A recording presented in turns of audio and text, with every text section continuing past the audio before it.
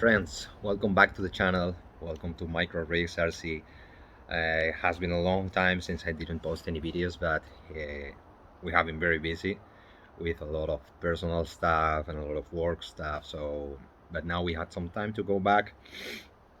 I've been also very busy making lots of stuff with micro rigs. This is my latest rig or my latest creation. I'm really happy with that. This is a hard body Mercedes G-Wagen. As you can see, it's a kind of a G AMG. It has the AMG package. It's a hard body. As you can see, I put some magnet mounts. I also put some magnet um, wiring connections, so you only need to plug it in and there it goes. The lights comes on. So yes, I have been working a lot on this little one because I wanted to do something really special. I am a big fan of the Mercedes G-Wagen. So I found this toy from Dicky Toys that was kind of a toy with action figures and stuff, and it comes in a very nice setup and size for the Axial SCX24 as a hard body. I only had to put some kind of custom links because it has something like a 145 millimeter wheelbase, which sits something in between of the 132 of the Jeep Wrangler SCX24 and the Jeep Gladiator with extended wheelbase, which I think it's something like 154. So this sits in between. So I only had to make some custom clearance links for the rear setup. I did it with brass, so I shaped them and I put some ball ends right here just to fit on the new wheelbase. So yes, also lots of mods and lots of new stuff on this rig. I wanted to also test the forced Droop setup suspension for the shocks, as you can see in these images, as a way to lower the center of gravity and to keep the rig more planted while maintaining some flex. But I wanted also to keep some the weight down and have some performance capability when climbing with all the cons of this top heavy hard body on top of it. It's wonderful, but of course you know that hard bodies perform a bit less than the soft and light Lexan bodies. So yes, I put it all in on this rig. Let's say I had this internal spring shocks from Gear Racing. Also, as you can see, one of the major updates, I fitted this RC all-wheel drive portal axles in the front and in the rear. Of course, this adds a lot of benefits, not only the most obvious massive ground clearance right here, but also it's all made of metal, which is really nice. It comes with brass diff covers, with brass portal covers down here, so it adds a lot of weight down low. It also comes with CVD shafts, so you can use a lot of steering angle, as you can see, and it works really smooth. You don't have any problems with the old dog bones setup, so it's really nice as well. I also fitted the new Injora RC Overdrive metal gears down inside here. I initially purchased the 13 tooth and the 14 tooth setup, but I am not a big fan of overdrives. I like how they work, but I am also concerned about their cons. So in different terms, I don't want now to make a video dedicated on the overdrive goods, pros and cons, but I wanted to keep it a little conservative, so I went for the 14 tooth in this rig. Probably in the future I can go for the 13 tooth as I have it stored, and it has clear benefits on that. Also, the novelty is that I'm using the new Injora stamped wheels in metal. They used to sell something in plastic that was really awful, but these new metal beadlock wheels are really nice. I have the original RC four-wheel drive stamped wheels also in white, and I have to say they were a nightmare because it was really difficult to assemble and disassemble. Also the lacquer on the paint, or just the paint job, was also very bad, almost at the very first attempt of screwing one of the bolts.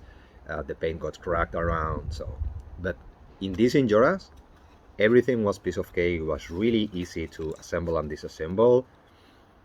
I have to say I'm really happy and really impressed with the quality of these wheels. And also talking about wheels, I also installed these new tires from Injora. They are making their very own new tires, let's say. You can see the Injora logo in the tire wall. And I went for this Mud Terrain version because I think that the tread pattern it's more suitable for the type of use that I usually do. It's more I used to use these weeks in the real outdoors, trials with sand, sometimes mud, and some rocks. So I think this is a very good all-rounder, and also because the size, I think it's 54 millimeter, which is something really nice and really like balanced, especially for the scale look of this rig. I didn't want something very big like the Trial Kings or similars because it will be rubbing on the hard fenders, and I didn't want to cut them all. I cut a little bit on here, as you can see, so it doesn't rub a lot when it's steering and flexing. But well, how did it perform considering it costed something like 10 euros posted the entire set? And I was really impressed with the performance of these Injora Mud Terrain tires. I think they perform really well, especially where I used to use them more, which is in the real trails, dust, mud, sometimes a bit of gravel, and of course rocks. It used to be very sleepy rocks with lots of mud and humid. So they perform really well.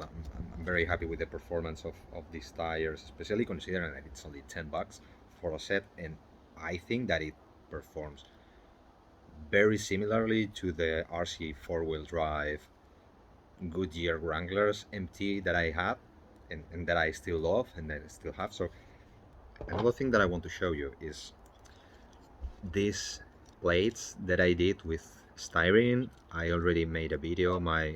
One of my earliest videos was about how to work with styrene. So I kind of did these plates just because they have kind of a 2 millimeter thickness here, so it's perfectly resistant for all the crawler needs that we will have in this 124 118 scale. You only have to take measures and drill the sides for or the places for the original bolts of the chassis rails, and when it's fixed you only need to put these threaded nuts here and there so you can bolt accessories, whatever accessories you want to build or you want to add. For example, in here I put a holder for the switch that I did for my electronics, that it goes wire with the BEC that I'm having, that it's protected. Down here it's a micro BEC, and I could put down here and very front biased the electronics, the receiver, and the model bar regular ESC, which is really light and awesome in performance.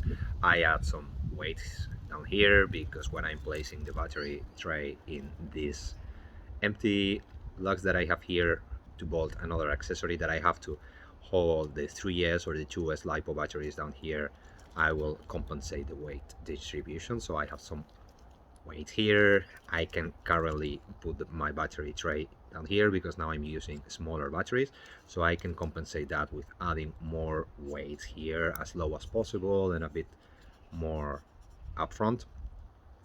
And also with this I had the possibility to add different positions for the shock mounts, so I can bolt here, I can put something a little more inwards if I want it to be with more highness. I can mount it a bit lower with other higher, and I can just go on tailor-made, go my drill machine, make another drill, put another thread, and just bolt there, anything. Also the magnet fittings that I did are also bolted to this plate, so I can easily adjust the highness as I want. And for the rear I did basically the same. So yes, that's it. I'm really happy with the performance, especially considering the top heavy hard body of the Mercedes. But I've got very decent 50 degrees of incline hill climb. I think that the limit is more or less like a 52 degrees uphill, and sideways I think that I've got something around 31, 32 degrees of incline, which again it's not something massive for an SCX24, but I think it's way better considering it's a hard body setup. Most of that comes, as I said, from the forced droop suspension setup of the shocks, keeping the internal springs reversed. So I got the force of the spring trying to make the shock compression instead of extension, and that gives a lower center of gravity. It switched the unsprung masses all around, so I think the performance is up there, as you can see in the videos. So hey, what do you think? I think that we made a lot of new short reviews of new products here, and more or less everything on a budget except from the Axial portals, that of course it's something around 100 bucks for the entire set. But apart from that, I think that the wheels, that the tires, servo, everything, I think it's on a very budgety stuff.